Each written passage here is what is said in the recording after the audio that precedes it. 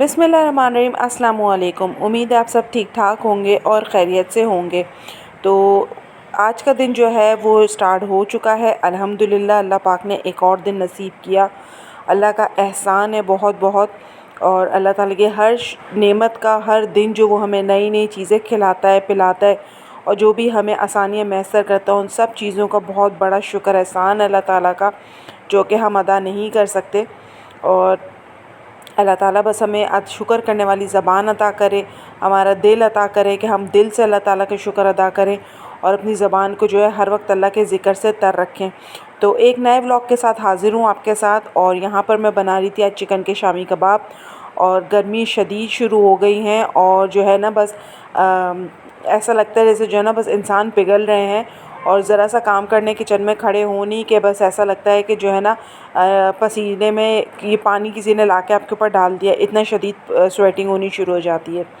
तो मेरी सारी जो सिस्टर्स है जो किचन में काम करती हैं, वो ज़रूर इस बात से मुत्तफ़िक़ होंगी कि इस मौसम में ना किचन में काम करना या घर की सफाई करना बहुत जो है ना मुश्किल काम होता है। और बड़ी मुश्किल से सारी चीज़ें होती हैं, लेकिन ये हमारी ज़िंदगी का हिस्सा है।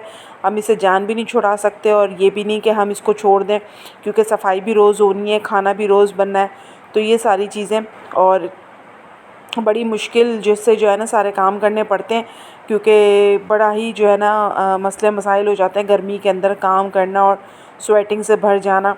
और बस यही है, फिर भी अल्लाह का शुक्र है कि हम अपने घर में होते हैं, फिर भी ये है कि हम सुकून से थोड़ी देर बैठ जाएँ कर जाएँ। लेकिन जो मर्द हज़रात बाहर निकलते हैं ज़रिया माश के लिए, कमाने के लिए, तो उनके लिए कितनी प्रॉब्लम होती है। क्योंकि मेरे शौहर जब वापसी में घर आते हैं ना, तो आते साथ ही बस जो है ना ऐसे उनका कुछ टेम्परेचर भी आउट हुआ हुआ होता है, क्योंकि ज़ाहिर सी बात है गर्मी से सारा दिन भाग दौड़ और उनका काम भी कुछ इस तरह का है। तो जो है ना बड़ा ही वो घर आते हैं तो फ़ौरन से उनको होता है कि ना मुझे कुछ ठंडा बना के दो, या मैं उनके लिए ठंडा तरबूज काट के रखती हूँ, या सरदा वगैरह जो भी ला के रखते हैं वो तो मैं उनके लिए काट के रखती हूँ और कोई जूस का इंतज़ाम करके रखती हूँ। जैसा पिछले दिनों मैंने कैरी का जूस बनाया था और आलू बुखारे इमली का शरबत बनाया था, वो बहुत अच्छा होता है। या कभी रूह अफ़ज़े चीज़ें ना में बना के उनको रखती हूँ नींबू मैं, ताकि निचोड़ जब के वो दे देती गर्मी हूँ। से आएँ तो तो थोड़ा इस सा तरह की फ्रेश चीज़ें फील ना करें। और बहुत ही शदीद किस्म की जो है ना गर्मी बस पड़ रही है जो। और ये गर्मी के बाद जो है ना मैं आम खाने को मिलेंगे, क्योंकि मैं नानी अम्मा ने ये बोलती थी कि ना आम पक रहे हैं इसलिए इतनी गर्मी हो रही है। तो बस वही वाली बात है कि आम खाने तो गर्मी बर्दाश्त करनी पड़ेगी। और जो है यहाँ मैंने चढ़ा दिया अपना जो है शामी कबाब का मसाला। और कबाब बना के रख लो ना तो बड़ी आसानी हो जाती है। और ख़ास तौर पर नाश्ते में, कि जैसे आजकल गर्मी इतनी हो रही है, तो सुबह नाश्ते में अंडा जैसे नहीं वो मना कर देते कि नहीं खाना, तो यह कि शामी कबाब हो गया, इसके साथ जो है क्या कहते हैं पराठा बना दिया या चपाती बना दी तो वो खा लिया, या शामी कबाब का सैंडविच बना लिया उसको ब्रेड में लगा के और उसमें सॉस वगैरह डाल के, तो वो भी बड़ा अच्छा हो जाता है। तो नाश्ते में स्पेशली जो है ना बड़े काम आते हैं ये, कि सुबह सुबह जो है ना आपको मतलब हेक्टिक से बच जाते हैं आप, कि अगर अंडा, जैसे आजकल मेरे हस्बैंड बोलते हैं कि अंडा नहीं देना, गर्मी हो रही है, फिर बाहर निकलो तो प्यास भी लगती है, तो मैं फिर ये है कि शामी कबाब बना के रख देती हूँ इस तरह के। और फिर जो है नाश्ते में इनको ज़्यादातर यही दे देती हूँ। और कभी खाना बनाने का भी ऐसा दिल ना चाहे तो आपने दाल चावल बनाए, उसके साथ शामी कबाब, कचूमर, सलाद वगैरह बनाया और अच्छा सा आपका एक जो है वो खाना तैयार हो गया। तो शामी कबाब जो है ना बड़े काम आते हैं और बड़ा जो है ना साथ दे देते हैं, कि जो है ना कोई भी आप नॉर्मल सा खाना बना लें, कोई सब्ज़ी बना लें और उसके साथ शामी कबाब निकाल लें, तो एक कंप्लीट आपका अच्छा सा खाना हो जाता है और शौक़ से भी खा लेते हैं। तो बस यहाँ पर शामी कबाब जो है वो रवां दवां हैं, बन रहे हैं मेरे। और हमेशा ना मैं आप लोगों से वीडियो के एंड में ना रिक्वेस्ट करती हूँ कि मुझे रखिएगा दुआओं में याद। लेकिन आज आपसे ना एक और ऐसी बंदी के लिए मैंने रिक्वेस्ट करनी है कि उन्हें दुआओं में भी याद करें और उन्हें सपोर्ट भी करें। सपोर्ट उनको इस तरह से कर सकते हैं कि उनका चैनल है और life with Natasha in France के नाम से। और आजकल मैं उनके व्लॉग्स जो है उनको अभी मैंने सब्सक्राइब किया है और उनके व्लॉग्स वगैरह भी देख रही हूँ। तो वो एक हमारी सिस्टर हैं जो कि फ़्रांस में रहती हैं और बहुत ही मुश्किल वक्त से जो है टफ़ टाइम से गुज़र रही हैं। बेसिकली उनके हस्बैंड की ना किडनीज़ वगैरह का मसला है, उनके डायलिसिस होते हैं और वो काफ़ी मतलब तकलीफ़ में और प्रॉब्लम में, और तकरीबन 7 से 8 साल हो चुके हैं उनको जो है ना डायलिसिस कराते हुए। तो आप जब जाके उनका चैनल देखेंगे ना, एक तो उनके हस्बैंड की सेहत देखेंगे कि किस तरह से वो कितनी क्या सेहत थी उनकी और कितने मतलब अब जो है बिल्कुल सेहत उनकी ख़त्म हो गई है।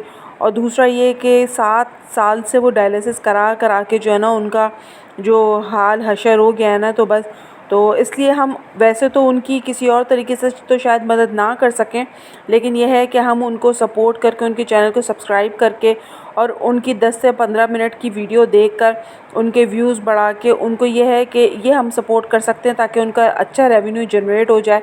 और इससे जो है उनके बच्चे भी हैं माशाल्लाह से, 3 आई थिंक उनके बच्चे हैं, 2 बेटे और 1 बेटी, और छोटे-छोटे बच्चे हैं, बहुत प्यारे माशाल्लाह उनके बच्चे हैं। तो स्कूल में पढ़ते भी हैं, वो पढ़ाती भी हैं और सारी ज़ाहिर-सी बात है ज़रूरियात ज़िंदगी जो है वो साथ लगी हुई होती हैं। और साथ-साथ डायलिसिस का भी आपको पता है कि एक्सपेंस ऐसा होता है कि कम नहीं होता है ख़र्चा, तो वो बहुत परेशान हैं। और काफ़ी बड़ी-बड़ी यूट्यूबर्स हैं, तो उन्होंने भी उनके लिए जो है सपोर्ट किया और व्लॉग्स बनाए हैं। तो मैं तो एक छोटी-सी मतलब व्लॉगर तो मैं हूँ भी नहीं, क्योंकि अभी तो ना मेरे सब्सक्राइबर पूरे हुए हैं, ना मेरा वॉच टाइम पूरा हुआ है। लेकिन ये है कि फिर भी मेरे चैनल पे जितने भी मेरे देखने वाले हैं, तो उनसे मैं रिक्वेस्ट करूँगी कि प्लीज़ आप जाएँ और जाके उनको सपोर्ट करें। मैं भी उनको सपोर्ट करती हूँ, उनकी वीडियोज़ देखती हूँ और उनको सब्सक्राइब भी किया हुआ है। तो आप भी जाएँ और उनको देखें।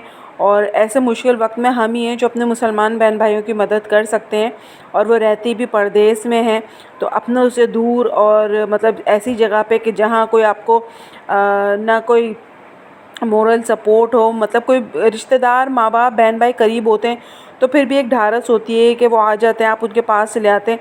लेकिन इतना मुश्किल टफ़ टाइम और उसमें बिल्कुल आप परदेश में अकेले और बिल्कुल अपनी बोल रहे हैं कि एक अपनी फ़ितरत से बिल्कुल मुख्तलिफ़ जगह पे, कि तो बड़ा इस चीज़ को सर्वाइव करना ना बड़ा मुश्किल होता है।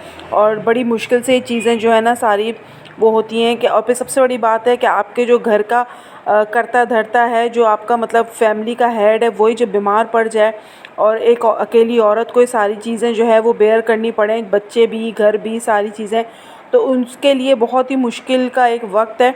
और ऐसे में बाहर निकलना बच्चों को छोड़ के, और हस्बैंड की भी जब सेहत ठीक नहीं है और घर के सारे काम भी अपने हाथ से करने, तो बड़ा मुश्किल है।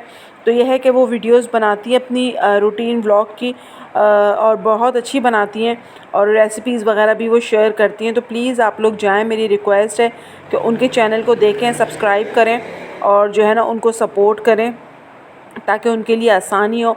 और जितने भी लोग इस तरह के हैं, हमारे मुसलमान बहन भाई जो भी हैं, जो इस तरह के मतलब मुश्किल वक्त में हालात में हैं या किसी बीमारी का शिकार हैं, तो हमें चाहिए कि उनको सपोर्ट करें, उनकी मतलब से दिलजोई करें, और इस तरह से हम उनका ख़्याल रख सकते हैं। और तो बड़ा जो है ना टफ़ टाइम होता है कि अकेले आप कहीं अकेले रह रहे हैं और सारी चीज़ आपने ख़ुद देखनी है, ख़ुद जो है आपने हैंडल करनी है। अपने मुल्क में अपने लोगों के साथ होते ना, तो फिर भी ये होता है कि आपको एक मॉरल सपोर्ट भी होती है और फिज़िकल सपोर्ट भी होती है कि आप कहीं जा रहे हैं, कर रहे हैं, तो एटलीस्ट कुछ नहीं तो आप अपने बच्चे ही अम्मी के घर छोड़ दिए, या ससुराल में दादी के पास, या इधर इस तरह से कहीं छोड़ दिए। लेकिन अकेले यही है कि अगर हॉस्पिटल जा रहे हैं तो फिर बच्चे कहाँ छोड़ें, छोटे बच्चों का साथ है कि उनको घर में अकेला भी नहीं छोड़ सकते, और एक तरफ बीमार है हस्बैंड, तो उनको लेके जाना, देखना, करना, तो ये सारी बहुत मुश्किल चीज़ें हैं। और इन सारी चीज़ों को देखना और इन चीज़ों से लड़ना जो है ना बड़ा ही मुश्किल है एक अकेली औरत का।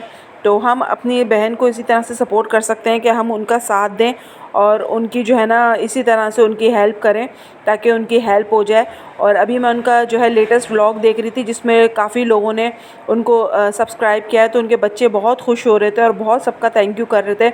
तो मुझे देख के इतना मतलब प्यार भी आया उन बच्चों के ऊपर, और एक अफ़सोस भी हुआ कि इतने छोटे बच्चे हैं, इस उम्र में बच्चे, ख़ास तौर पे बच्चे बच्चियां जो हैं अपने बाप के साथ बहुत ज़्यादा मतलब एक मस्ती मजाक और अच्छा टाइम स्पेंड करते हैं। तो मेरी दिल से दुआ है कि अल्लाह पाक उनके फ़ादर को सेहत दे, तंदुरुस्ती दे, और बच्चों पे उनका साया सलामत रखे। और जो बहन है हमारी, उनके साथ भी उनके हस्बैंड का जो अल्लाह ताला साथ कायम व दायम रखे, और उनकी ज़िंदगी को अल्लाह ताला खुशियों से भर दे। तो मेरी रिक्वेस्ट है कि प्लीज़ आप जाके उनका एक दफ़ा व्लॉग ज़रूर देखिएगा। मैं उनका जो है वो डिस्क्रिप्शन में जो है लिंक डाल दूँगी उनकी वीडियो का, तो आप वहाँ जाके ज़रूर उनकी वीडियो को देखें और वॉच करें, और जो है ना उनको सपोर्ट करें। तो इंशाल्लाह हम किसी की मुश्किल में काम आएंगे, तो हमारे लिए भी आसानियाँ पैदा होंगी। तो जो है, और बस नताशा के लिए भी मेरा यही पैगाम है कि आप घबराएं मत, हिम्मत रखें, और हर मुश्किल के साथ आसानी है। हम मुसलमानों का तो ये ईमान है कि अल्लाह पे भरोसा रखें, और ये आजमाइश जो है आपकी रहेगा नहीं जाएगी। अल्लाह ताला इसका नेमुल बदल आपको बहुत बेहतरीन अता करेंगे इंशाअल्लाह। और एक दिन आपकी सारी तकलीफ़ें ख़त्म हो जाएंगी और आप अपने हस्बैंड और बच्चों के साथ एक पुरसुकून और सेहतमंद वाली ज़िंदगी जो है वो गुजार रही होंगी इंशाल्लाह इंशाल्लाह। मेरी बहुत दिल से दुआ है। तो इसी के साथ करती हूँ अपने व्लॉग का एंड। उम्मीद है आपको पसंद आया होगा। अगर पसंद आया तो लाइक, सब्सक्राइब, शेयर कीजिएगा और मुझे और नताशा को दुआ